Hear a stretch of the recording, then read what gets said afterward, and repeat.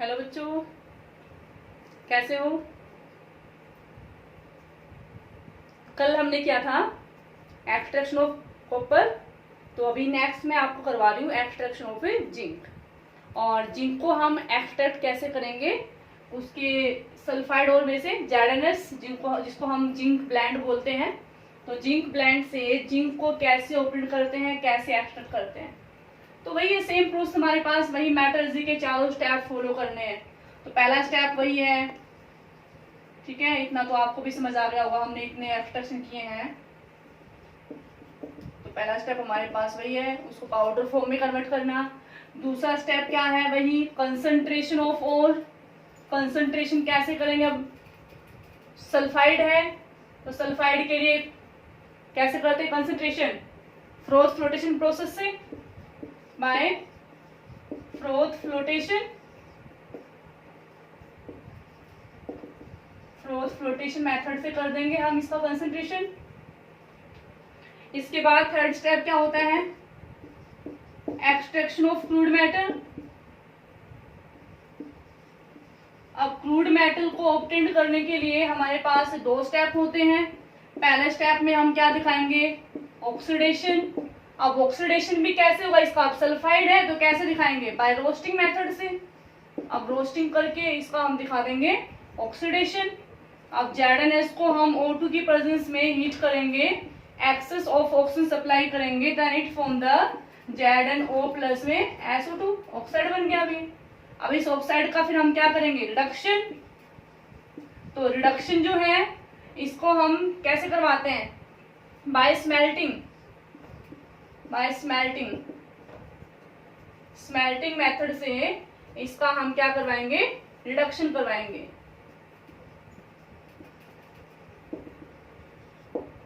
अब स्मेल्टिंग में क्या होता है कि हम कार्बन या फिर कार्बन मोनोऑक्साइड दोनों यूज कर लेते हैं स्मेल्टिंग में। लेकिन यहाँ पे आपको ध्यान रखना है कि जिंक के एक्सट्रैक्शन के लिए हम कभी भी कार्बन मोनोऑक्साइड का यूज नहीं करते हैं, हम सिर्फ किसका यूज करते हैं, कार्बन का यूज करते हैं। क्योंकि जो कार्बन मोनोऑक्साइड है उसकी जो गिब्स एनर्जी है वो एज कंपेयर टू जिंक जो है वो क्या होती है, लेस नेगेटिव होती है। और जिसकी Gibbs energy formation more negative होगी उसी का हम यूज करते हैं एज ए रिड्यूसिंग एजेंट के लिए। तो कार्बन और कार्बन मोनोऑक्साइड में से हम कार्बन का यूज यहाँ पर करेंगे। Carbon monoxide do not act as reducing agent for zinc oxide. Zinc oxide के लिए हम कार्बन मोनोऑक्साइड का यूज नहीं करेंगे। कार्बन मोनोऑक्साइड का यूज क्यों नहीं करते हैं, क्योंकि इसकी जो गिब्स एनर्जी फॉर्मेशन है वो लेस नेगेटिव होती है as compare to zinc oxide, ठीक है। तो यहाँ पर हम किसका यूज करेंगे, कार्बन का।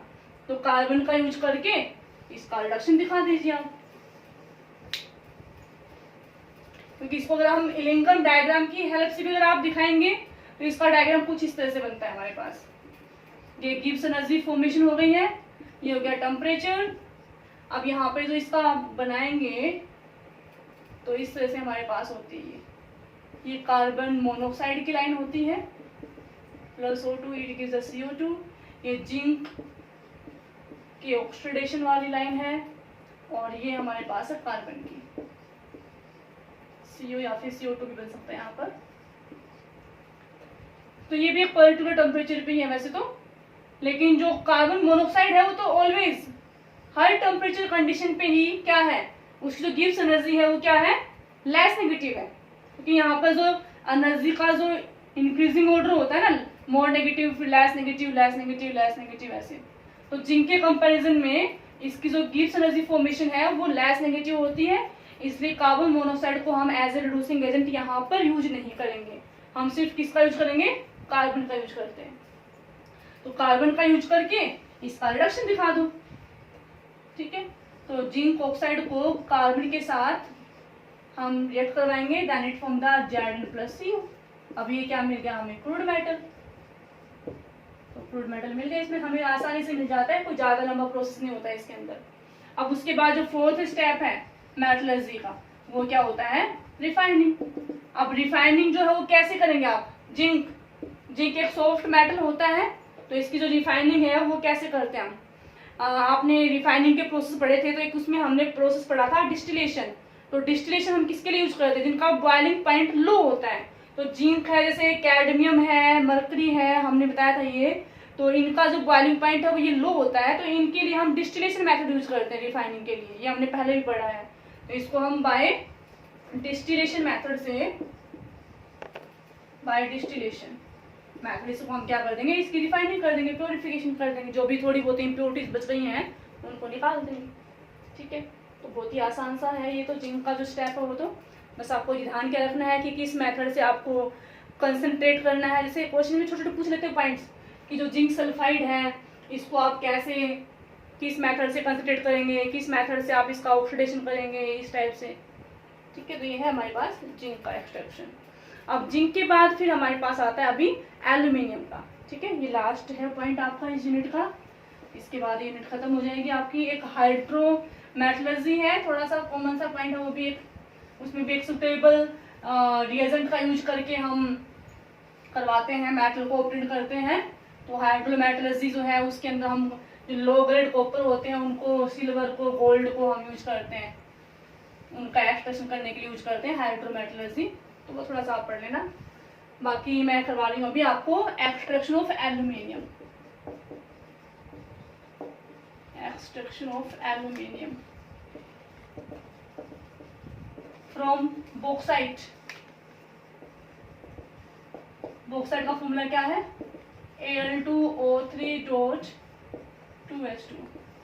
ये तो वही है पहला स्टेप।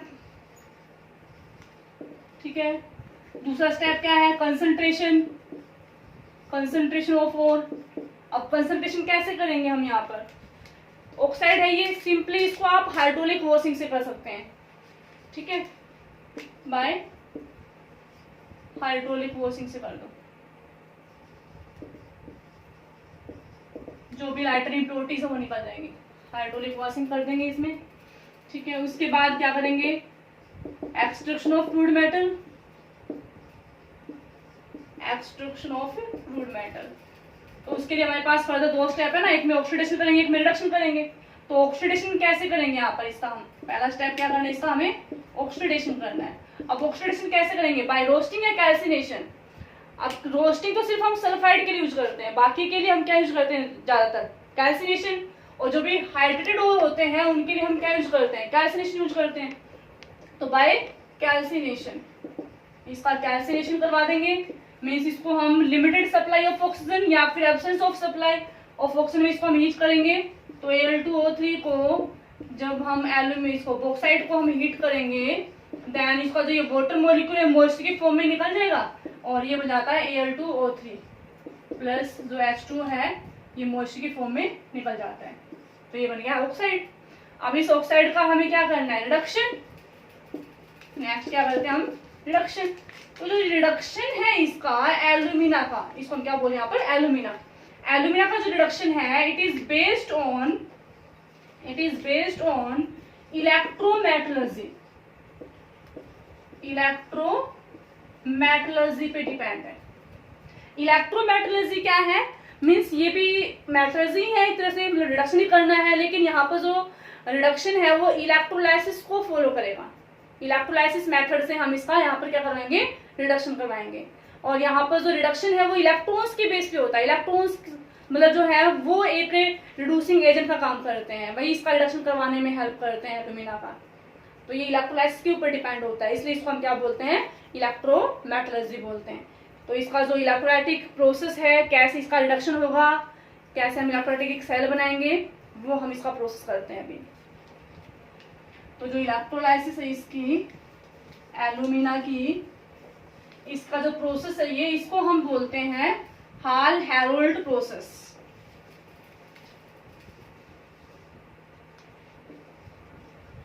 रिडक्शन ऑफ एल्यूमिना, तो जो प्रोसेस उसको हम बोलते हैं हाल हेरोल्ड प्रोसेस।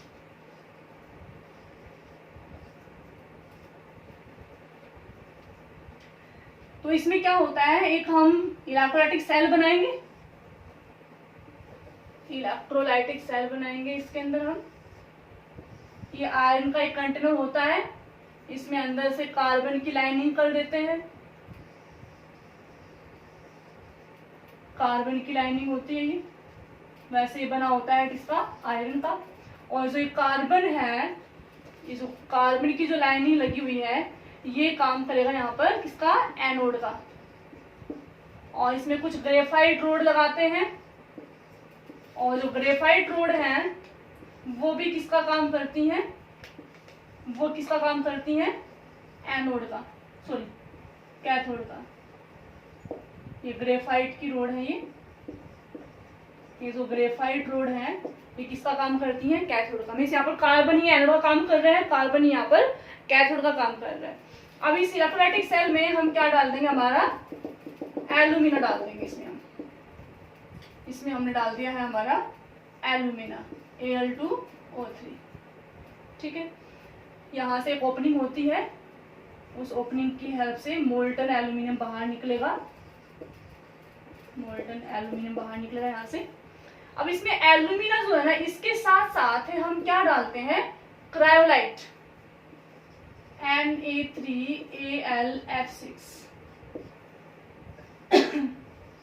क्रायोलाइट। ये क्रायोलाइट इसमें हम साथ में ऐड करते हैं। तो क्रायोलाइट ऐड करने का यहाँ पर रीजन क्या है, पर्पस क्या है, कि जो एल्यूमिना है ना, प्योर जो एल्यूमिना होता है, it is the bad conductor of electricity. ठीक है, ध्यान से सुनना, ये क्वेश्चन पूछ रहे हैं कि what is the role of a cryolite in the extraction of aluminium from the alumina.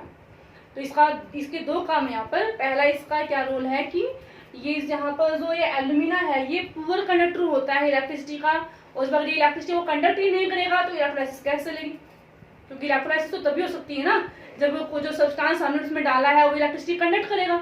तो ये जो प्योर एल्यूमिना है, it is a bad conductor of electricity.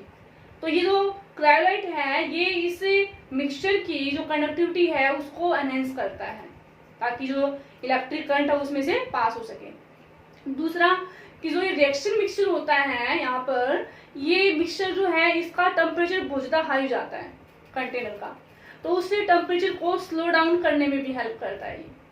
तो एक तो टेम्परेचर को डिक्रीज करता है, और दूसरा ये जो एल्यूमिना है उसकी कंडक्टिविटी को बढ़ाता है, कंडक्टिविटी उसमें डालता है ये, जिससे इलेक्ट्रोलाइसिस हो सके।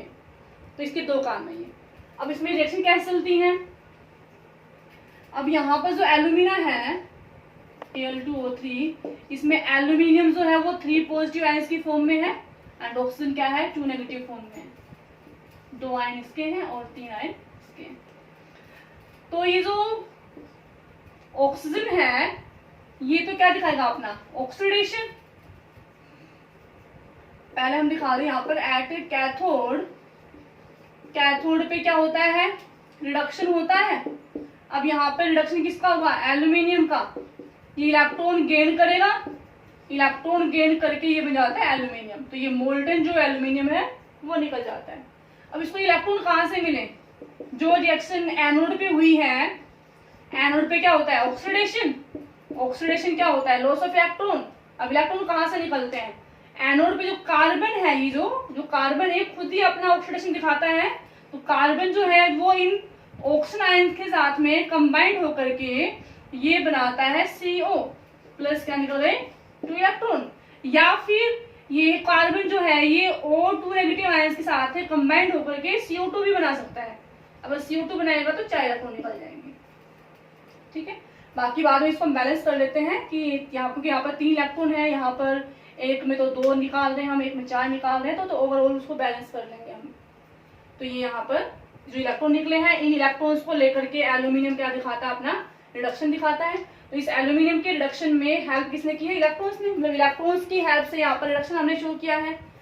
तो ये है इसमें, तो यहाँ से एल्यूमिनियम मिल जाता है। इस एल्यूमिनियम को यहाँ पे जो आउटलेट है इस कंटेनर के अंदर, उससे हम बाहर निकाल देते हैं, बाहर निकल जाता है ये। तो ये होता है इसके अंदर, एल्यूमिनियम के अंदर। और इसके अलावा यहाँ पर अगर हम दिखाएंगे, जो ग्रेफाइट हमने यूज किया है, इस ग्रेफाइट का क्या रोल है। तो जो ग्रेफाइट है वो क्या काम करता है यहाँ पे, इलेक्ट्रोड का। इट एक्ट एज इलेक्ट्रोड, और इलेक्ट्रोड के साथ साथ ग्रेफाइट क्या कर रहा है, ये एल्यूमिनियम के रिडक्शन में भी हेल्प कर रहा है। ठीक है, it help in the reduction of aluminium and also act as a electrode, दोनों तरह से काम कर रहा है ये भी। तो ये आता है एल्यूमिनियम का एक्सट्रैक्शन। तो ये कुछ पॉइंट्स थे इस यूनिट के, तो आप इनको अच्छे से पढ़ना है। इसका इसी यूनिट का आपका यूटी भी होने जा रहा है, तो इसको आप अच्छे से प्रिपेयर करना। ठीक है, ओके बाय, टेक केयर।